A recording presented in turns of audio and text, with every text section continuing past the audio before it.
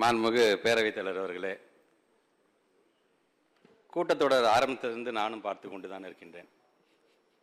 முதலமைச்சருடைய 110 அறிவிக்கையாக இருந்தாலும் அல்லது தீர்மானங்களாக இருந்தாலும்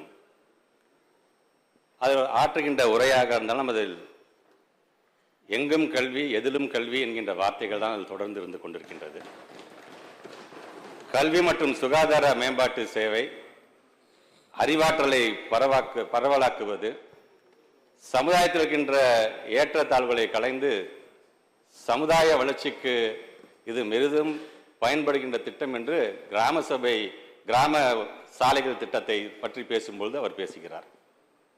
வேலைவாய்ப்பு என்று வரும்போது மாதம் 1000 ரூபாய் தருபவர் மட்டுமல்ல, ஒரு மாதத்திற்கு 1000 ஆசிரியர்கள் என்ற வகையில் 18 மாதத்தில் 19,260 ஆசிரியர்களை நான் பணி நியமனம் செய்வேன் என்று சொல்லுகின்ற அந்த ஒரு அறிவிப்பாக இருந்தாலும், ஒரு காலத்தில் நீ என்ன சாதி என்று கேட்டால் நீ படிக்க கூடாது என்பதற்காக கேட்கப்பட்ட கேள்வி, இன்னைக்கு நீ என்ன சாதி என்று கேட்போம் என்று சொன்னால் கல்வியிலும் வேலை வாய்ப்பிலும் நாங்கள் இடஒதுக்கீடு வழங்க வேண்டும் என்கின்றதற்கான ஒன்றிய அரசை வழிபடுத்துகின்ற அந்த தீர்மானமாக இருந்தாலும், இன்றைக்கு அதன் தொடர்ச்சியாக we are not social workers, we are contemplatives in the heart of the world என்று அன்னை தெரசா அவர்கள் சொல்வார்கள். உண்மைதான்.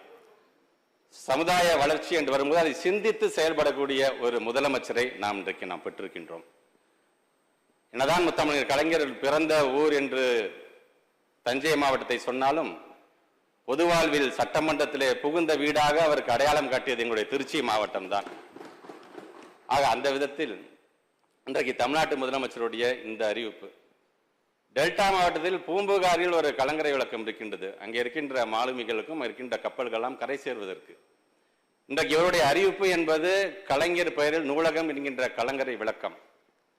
இந்த கலங்கரை விளக்கத்தின் மூலமாக அறிவு சார்ந்த ஒரு சமுதாயத்தை படைப்பதற்கு, கரையேற்றுவதற்கு, அடுத்த கட்டத்திற்கு கொண்டு செல்வதற்கு இந்த கலங்கரை விளக்கம் அமையும். பூம்புகார் காவேரி பூம்பட்டினம், இது எங்களுடைய காவேரி பாய்கின்ற பட்டினம். முத்தமிழர் கலைஞர் அவர்கள் படிச்சா தாரன் பல திட்டங்களை கொண்டு வராரு, படிக்க தாரன் நம்முடைய மாண்பு தமிழ்நாட்டு முதலமைச்சர் பல திட்டங்களை இன்னைக்கு கொண்டு வந்து கொண்டிருக்கின்றார்.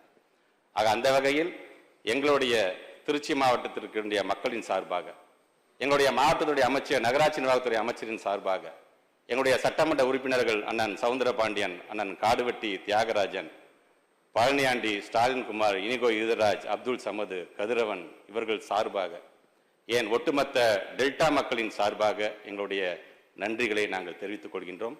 அறிவு சார்ந்த சமுதாயத்தை உருவாக்குவதற்கு தமிழ்நாட்டு முதலமைச்சருடைய கரத்தை வலுப்படுத்துகின்ற துறையாக எங்களுடைய பள்ளி கல்வித்துறை இன்றைக்குமே இருக்கும்.